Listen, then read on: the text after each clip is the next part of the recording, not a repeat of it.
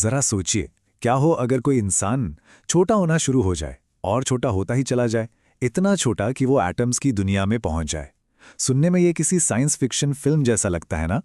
पर आज हम ऐसे ही एक कमाल के, एक हैरत अंगेज सफर पर निकलने वाले हैं। तो चलिए इस एक्सपेरिमेंट के कुछ नियम बना लेते हैं। रफ्तार क्या होगी? हर सेकंड 1 सेंटीमीटर। अब ये सुनने में शायद उतना ज्यादा ना लगे, पर विश्वास कीजिए ये बहुत तेज है। इस रफ्तार से तो कोई भी औसत इंसान बस कुछ ही मिनटों में नजरों से ओझल हो जाएगा। तो कहाँ जाकर रुकेगा ये सफर? ये है हमारा पूरा सफरनामा, एक टाइमलाइन। सिर्फ 1 मिनट में एक बच्चे के साइज के हो जाएंगे, 3 मिनट में एक कीड़े जितने छोटे, और फिर देखते ही देखते 10 मिनट के अंदर एक एटम के बराबर। हर पड़ाव पर दुनिया बिल्कुल पूरी तरह से बदल जाएगी। तो शुरू करते हैं पहले पड़ाव से, एक ऐसी दुनिया जहां हम ही छोटे हैं और बाकी सब कुछ विशाल, एकदम दैत्य जैसा लगने लगता है। अभी सिर्फ 60 सेकंड हुए हैं और शरीर 60 सेंटीमीटर छोटा हो गया है, वजन 1/3 कम। और आवाज का क्या होगा? वोकल कॉर्ड्स के सिकुड़ने से ना आवाज एकदम पतली हो जाती है, बिल्कुल किसी कार्टून कैरेक्टर की तरह। लेकिन यहाँ बात सिर्फ साइज की नहीं है, एहसास भी बदल रहे हैं। शरीर हल्का महसूस होता है, ज्यादा फुर्तीला। लेकिन एक दिक्कत यह है कि बॉडी हीट भी उतनी ही तेजी से कम हो रही है, क्योंकि एक छोटा शरीर गर्मी को रोक नहीं पाता।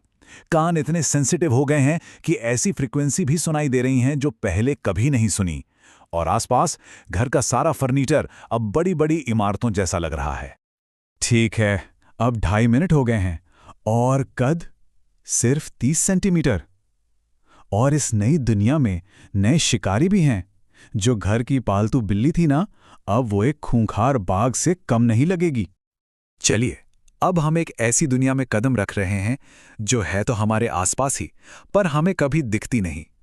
फर्श का एक छोटा सा कोना भी अब एक अनजान सूक्ष्म जंगल बन चुका है। 3 मिनट पूरे, और अब कद है सिर्फ 1 सेंटीमीटर। समझ लीजिए एक बड़े कीड़े के बराबर। इस स्केल पर आकर दुनिया के सारे नियम बदल जाते हैं। जो धूल के कण थे वो अब बड़े बड़े पत्थर बन गए हैं। लकड़ी के फर्श की दरारें वो गहरी खाइयां हैं, और कालीन के रेशे वो तो मानो बांस का एक घना जंगल हो। यहां तक कि हवा भी अब हल्की नहीं रही, बल्कि किसी गाढ़ी चाशनी जैसी महसूस हो रही है, जो हर कदम पर रोक रही है। और इससे अंदाजा लगेगा कि पैमाना कितना बदल चुका है।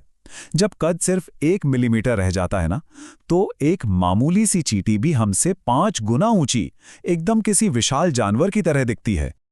सफर अभी खत्म नहीं हुआ है। असल में अब ये और भी गहरा होने वाला है। अब हम जा रहे हैं कोशिकाओं की दुनिया में, जीवन की सबसे छोटी, सबसे बुनियादी इकाई के अंदर।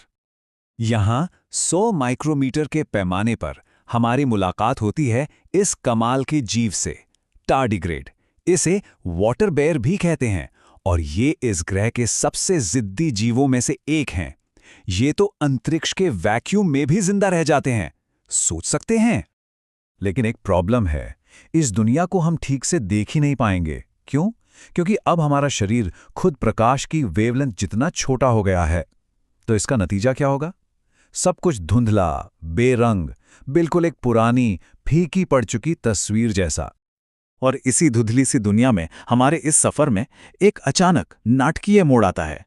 कहीं एक इंसानी न्यूरॉन के अंदर, हाँ, एक नर्व सेल के अंदर एक बहुत जरूरी एंजाइम अपनी शक्ल बिगाड़ रहा है। तो देखिए, होता क्या है, जब कोई प्रोटीन गलत तरीके से मुड़ जाता है तो वो जहरीला हो जाता है, और ये एक चेन रिएक्शन शुरू कर देता है जो कोशिका को बर्बाद कर सकता है। यही पार्किंसंस जैसी बीमारियों की जड़ है। लेकिन ठीक तभी एक छोटा सा खास मॉलिक्यूल वहां पहुंचता है। वो इस बिगड़े हुए एंजाइम से जुड़ता है और जैसे कोई जादू हो, उसकी शक्ल को ठीक कर देता है, उसे वापस काम पर लगा देता है।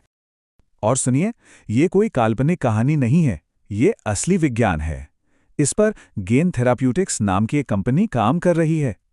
उनका जो लीड मॉलिक्यूल है GT02287, वो ठीक यही काम करने के लिए डिजाइन किया गया है, बिगड़े हुए एंजाइम्स को ठीक करना।